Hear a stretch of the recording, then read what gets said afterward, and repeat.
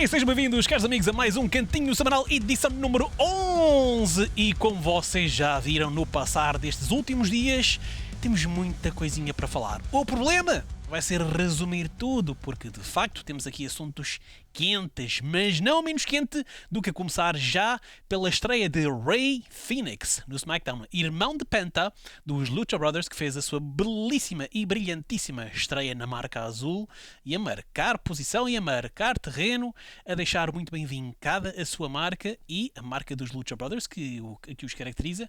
Gostei muito de ver a estreia de Rey Fénix, que eu não conhecia, sei que andaram por outras andanças, mas agora são finalmente bem-vindos, agora na sua totalidade os dois, à WWE, e é muito bom. Mas temos que falar de imediato, aqui apenas há alguns dias da WrestleMania, pouco mais de semana e meia, de Charlotte Flair e Tiffany. E então diz ela, "It's Tiffy time!" E eu pergunto, de certeza? Aquelas promos estão muito estranhas. As promos estão muito estranhas porque já na semana passada nós tivemos uma promo em que Tiffany Stratton e Charlotte Flair estiveram juntas, side by side, via satellite. Mais valia fazerem no ringue, mas se calhar não, pelo que se veio a constatar. Então, pronto, dentro da narrativa habitual de uma promo, heel face, face heel, cada um a enunciar os podres um do outro, não sei o quê, e às tantas eu vejo a Tiffany Stratton a ser brutalmente atropelada, a ser comida viva pela leoa. A miúda perdeu-se completamente. Perdeu-se autenticamente. Recupera, fala! Pelos vistos, deram-lhe trela a mais, e ela foi para ali, pronto, em vez de ter um fio condutor a que se agarrar, que é para continuar no seu trajeto, empacou. E nesse aspecto às vezes penso, se calhar fazia falta, como se fazia nos tempos do Vince McMahon, aquelas promos já pré-gravadas, antes do evento começar. Se não correr bem faz-se um take 2. Não.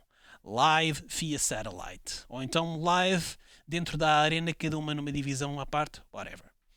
Mas fez falta ali uma produção. Alguém dissesse, menina, isso está a correr muito mal. Pronto.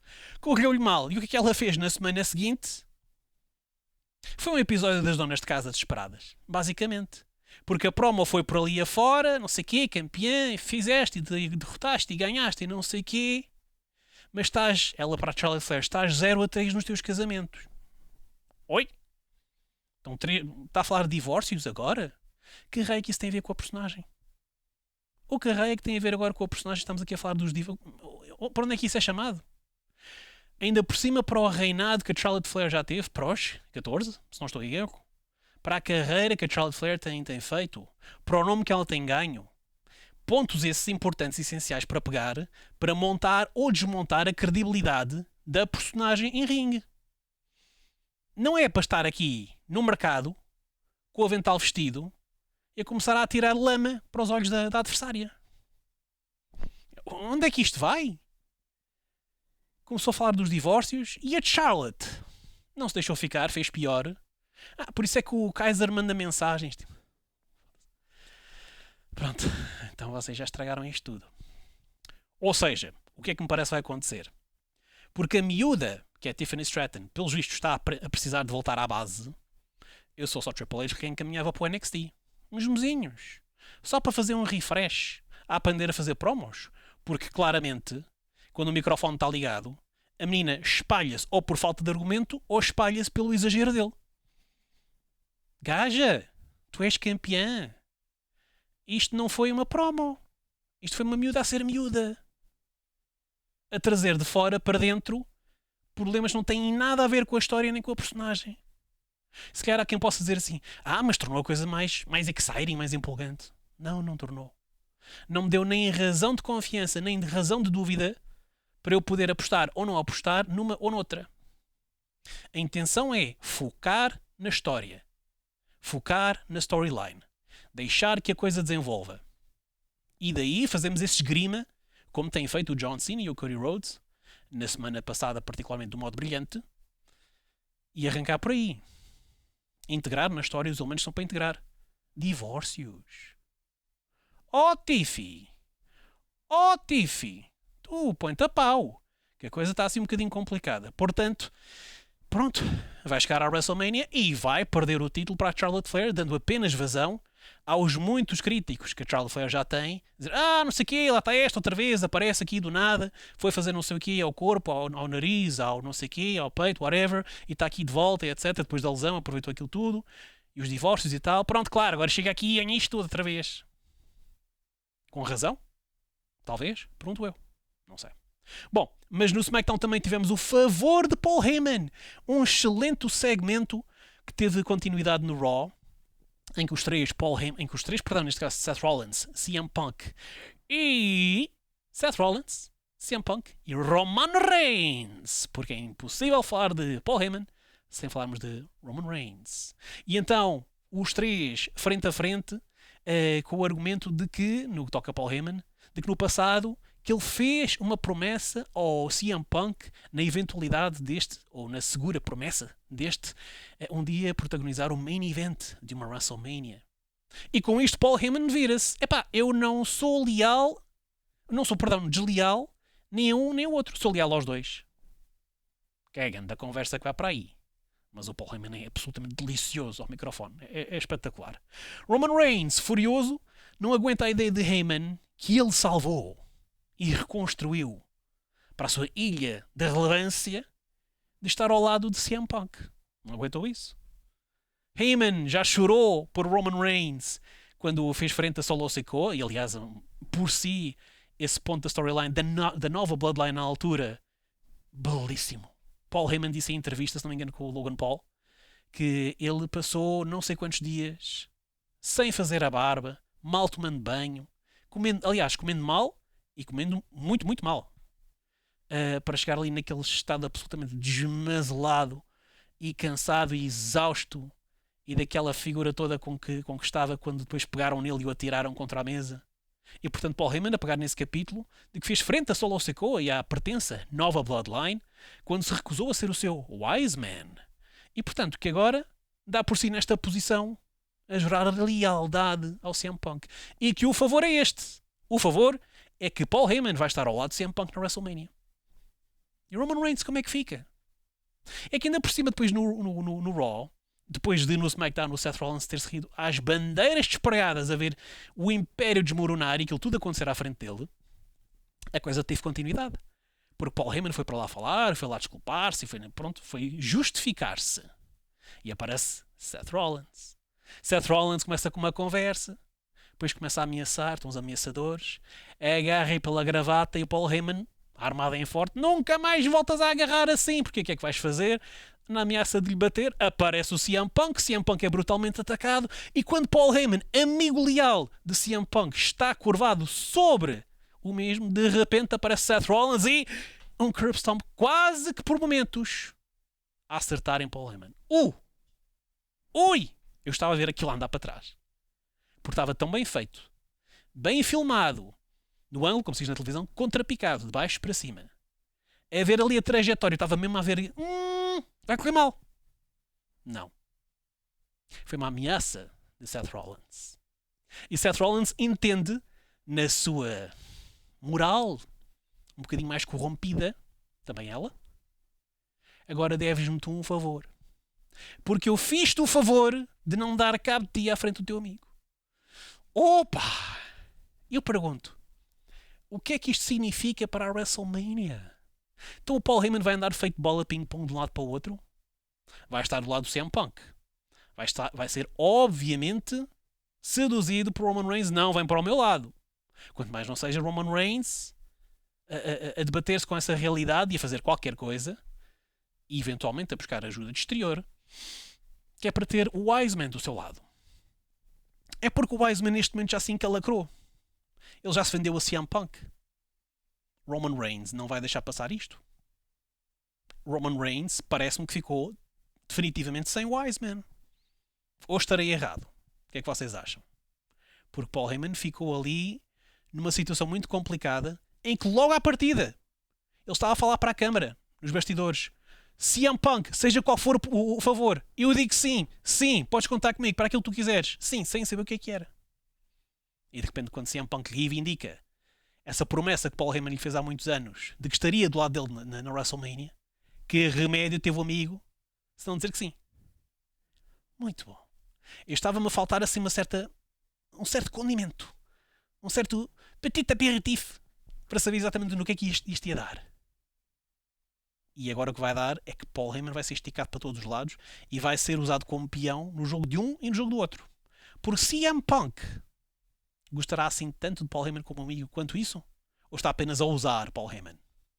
E Roman Reigns preocupa-se assim tanto com o seu Wiseman, certo é que Roman Reigns já recorreu a ele para depois o ajudar. Mas precisa? Ele é Roman Reigns.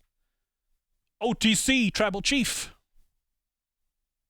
Isto para a WrestleMania vai dar que falar. E o pior, meus amigos, não é na WrestleMania que isto vai concluir. WrestleMania vai ser o pontapé de partida para algo mais.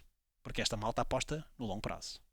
Portanto, vamos ter coisinhas muito boas para ver. Vemos o que é que vai acontecer neste aspecto. Menos bom. Não estou mais sóbrio. Não estou mais infeliz. Kevin Owens. Com lesão no pescoço. Lesão essa que já sofreu Edge. Já sofreu Matt Hardy. Já sofreu Lita. Já sofreu Kurt Angle noutro aspecto. Mas uma lesão no pescoço é uma lesão no pescoço. E vai obrigar a intervenção. Vai obrigar uma operação. O que significa que ele vai perder a WrestleMania by a mile. E significa que tão cedo ele não volta. Isto é uma pena porque Kevin Owens tem-se provado como um excelente e brilhante executante no ringue e ao microfone. Randy Orton também tem crescido imenso e acho que a evolução, o progresso de Randy Orton é absolutamente notório. E acho que é digno hoje em dia.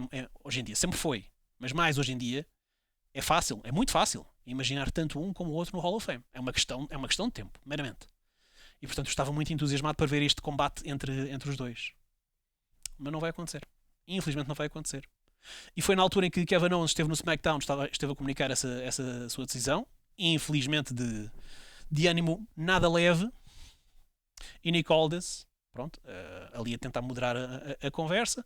Eis que aparece Randy Orton. Os dois não trocam palavras por razões evidentes, pelo facto de, em narrativa, Kevin Owens ter tentado acabar com a carreira de Randy Orton.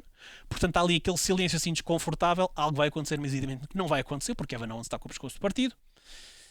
E Randy Orton entra no ringue e eu pensar, Nick Aldis, estás muito pertinho. Alguém vai levar o RKO. Eu disse, meu feito. E eu fico a perguntar-me, depois de um RKO no General Manager do SmackDown, quem é que vai enfrentar Randy Orton no WrestleMania? E será que depois desse ataque ao General Manager, Randy Orton vai sequer estar na WrestleMania?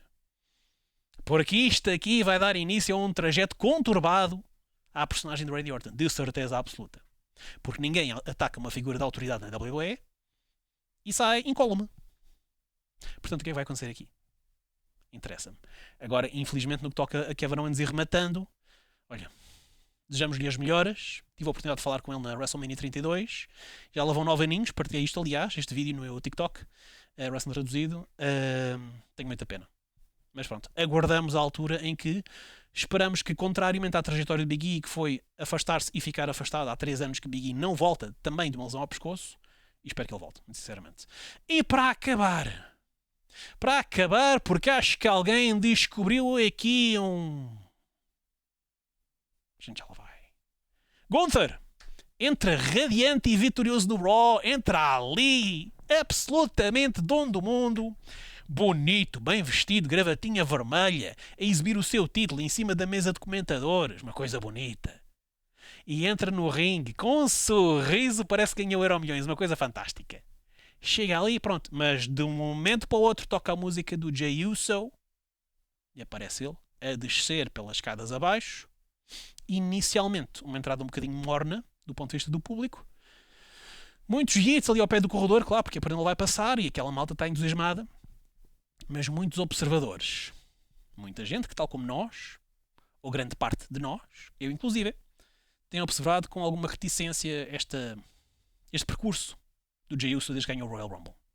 Mas foi descendo, e tudo bem, e enquanto descia, Gunther a gozar, tira o casaco, começa a arregaçar as mangas e isto parece aquela cena dos filmes quando o padrastro maléfico começa a arregaçar as mangas que é para começar a bater em alguém. Ainda por cima Gunther é um portento e dá provas que tem a mão pesada. E entra Jey Uso no ringue. Gunther vai falar, Jey Uso manda-lhe uma palmada que o microfone vai voar dali para fora. E Jey Uso assume um tom pouco característico dele.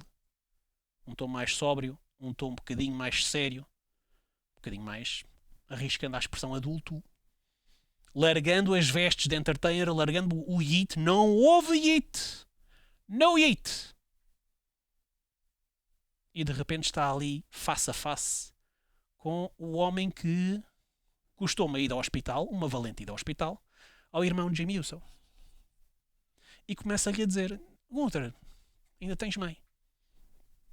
Assim que ele falou na mãe, onde é que tu vais com essa conversa, rapaz? O gajo manda-te uma chapada, vais levar daqui para fora. E foi um monólogo do Jey Uso. O Gunther não estava munido do microfone. Foi um monólogo e Jey Uso esteve para ali a dizer: olha, de certeza que vocês falam de tu e a tua família falam de coisinhas muito giras e fofinhas, acerca, sei lá, de passear o cão, jantares. Sabes o que é que eu falei com a minha mãe na semana passada, sabes? Que o meu irmão Jimmy foi parar ao hospital e teve que levar 15 pontos na testa. E a minha mãe pergunta-me: Joshua, porquê é que não o salvaste? Porquê é que não o protegeste? Como é que achas que isso me fez sentir? E nem sequer disse us. Não houve nem us, nem houve yeet. Despiu por completo a personagem, diria eu, de main event Jey Uso. Neste momento ele era Jey Uso / Joshua a falar com Gunther. E confrontado Gunther com esta situação, ele começa a ter também por si uma postura pouco característica. Começa a tentar explicar-se. Vai dizendo coisas que não se ouve, vai gesticulando e começa-se a notar na cara um ar um bocadinho mais vulnerável. Baixou a guarda por momentos. Parecia que estava a tentar explicar: epá, tive que atacar o teu irmão porque pronto, combate e tal, e eu sou um bocado assim. E houve um momento que foi criado ali que era justamente para Jey Uso dar a parecer que estava a intimidar Gunther. E nós ficamos assim na dúvida: será que Gunther está-se mesmo a sentir intimidado? Ou seja, em negativa? O que é que se passa aqui concretamente? Porque Gunther nem sequer vai pegar no microfone, não goza, não se ri, não ameaça. Está ali, parece que cada vez mais, milímetro a milímetro, chegando-se para trás. Isto é uma vertente nova de Gunther que eu não conheço. E Jey Uso continua com a sua narrativa, a dizer que é bom que Gunther vá dar um último carinho à família antes da WrestleMania, porque Jey Uso pede perdão a Deus pelo homem que se vai tornar, pelo Dark Side que está a surgir nele, todo ele vestido de preto. Now we got money.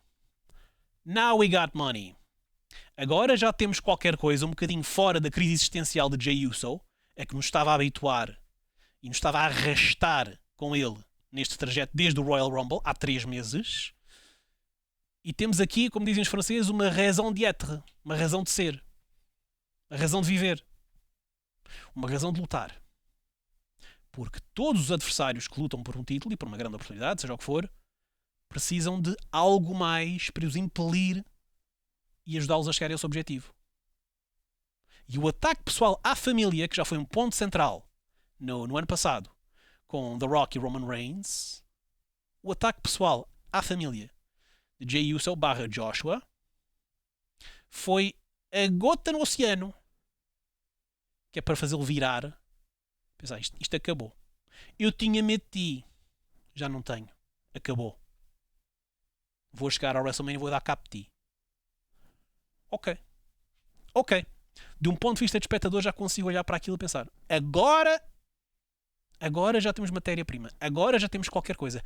É pena que tenha sido já na reta final. Leva-me a crer, inclusive, que eles, se calhar, nem tinham assim grandes ideias e pensaram: isto não está a resultar como nós pensávamos. Temos de dar aqui um gajo qualquer. Enter Jimmy Uso. Segue-se a galheta, segue-se o banho de sangue. Segue-se um motivo. Como diz o Eric Bischoff, o inciting incident. Aquele incidente provocador que vai dar início ao resto. E segue-se então este interesse renovado naquilo que o Jey Uso vai fazer a Gunther na WrestleMania. E isto já me interessa. E isto é bom porque mostra que A AWS tentou, talvez de última hora, redimir com esta storyline e conseguiu agarrar. Tenho mais teorias, mais pensamentos acerca disto, que eu depois vou falar no próximo Wrestling Traduzido Live. Vamos fazer sábado e domingo, dias de WrestleMania. Portanto, convido-vos a ver no Facebook do Wrestling Traduzido. E vamos falar a fundo acerca disto. Mas neste momento, garanto a minha atenção. E por isso, meus amigos... Não era já. Live on tape. E por isso, meus amigos, neste momento, até dizendo e tudo, está ali no botão. Eu tive que carregar. Por isso, meus amigos, estão contentes por este combate? Preferiam ver este combate como main event em vez do Triple Threat? O que é que vocês acham? É o que eu vos pergunto, meus amigos. Nós estamos aqui na reta de saída, já só faltam muitos poucos dias para a WrestleMania. E estaremos cá, para a semana, cantinho semanal número 12, para falar então das últimas apostas aqui da minha parte, no que toca à WrestleMania. E no Wrestling Traduzido Live, sábado e domingo, 19h20, cá estaremos. Por isso, até à próxima semana. Vemos também no live para quem não possa acompanhar o cantinho semanal para a semana. E até lá, agora sim.